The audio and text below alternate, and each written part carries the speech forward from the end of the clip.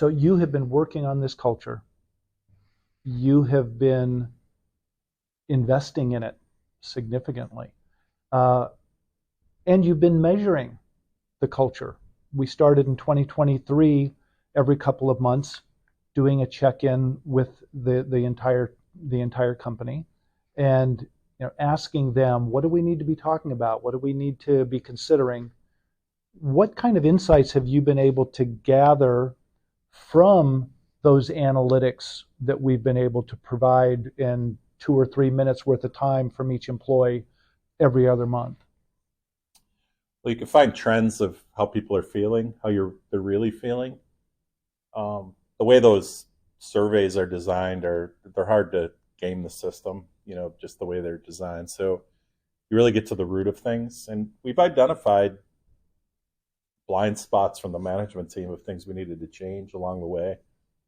Post-COVID life, coming to a new office. This office we're in today, we've been in here about a year to the day almost. It was the end of January last year that we moved in.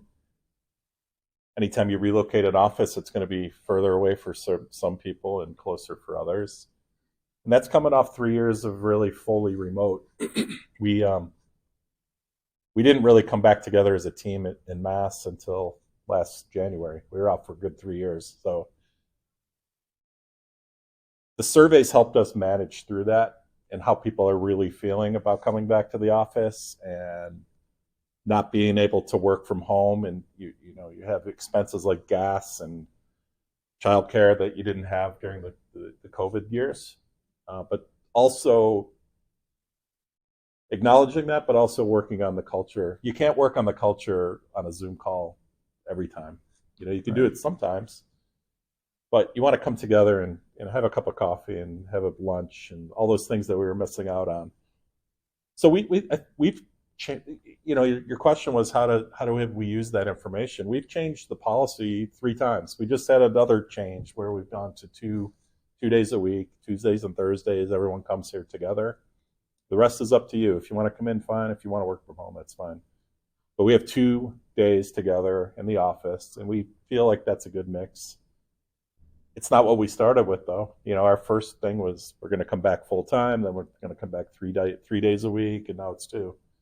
But it's because of the feedback from the people who work here, the other stakeholders, and that whole process of making decisions to run the company. So would you say then, and I don't want to put words in your mouth, but it sounds like regularly checking in and genuinely soliciting the voice of every employee has helped you to be able to manage this labyrinth of change that's gone on. I mean, you have presided over the company during some unprecedented change in human history, and have only been able to eke out an extra 50% or $500 million in sales. 500 million. 500, what did I say? 500,000. Oh, yeah. We earned every one of those 500. No, yeah, I don't want to shortchange you 400 and some odd million. It's okay. How important do you think it's been to have those regular invites, to have people share what they're feeling, share what they're thinking? I think it's crucial to have those invites and the you get some rolled eyes. People are like, how many of these surveys are we going to do? Well, I explain to them, listen, it's because of the repetitiveness that you get the real information. That's really what it's all about, and it takes 10 minutes, if that.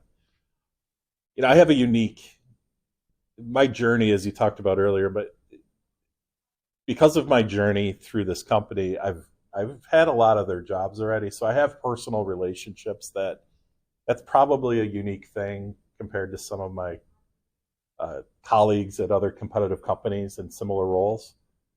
I've worked in the cubes. I've carried the bag. I've sold tires. I've met with dealers. I've done all of those things, and so I could relate to them. And they know me because I've worked with them.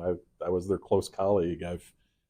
I've traveled to North Dakota with them. So there's things like that I've had the ability to communicate with them because of those relationships.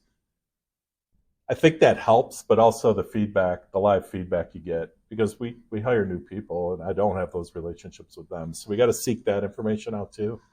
Make sure this is a great place to work and we're getting the right people interested in working here. But it's key. It's key to communicate and talk and not hide out in your office all day uh, and make decisions based on what? Based on what you think? I mean, you don't know what to think unless you talk to people and go out and experience the market and get close to the business and go out to the front lines, as I say, with what we do every day and what everyone's Yeah, facing. well said.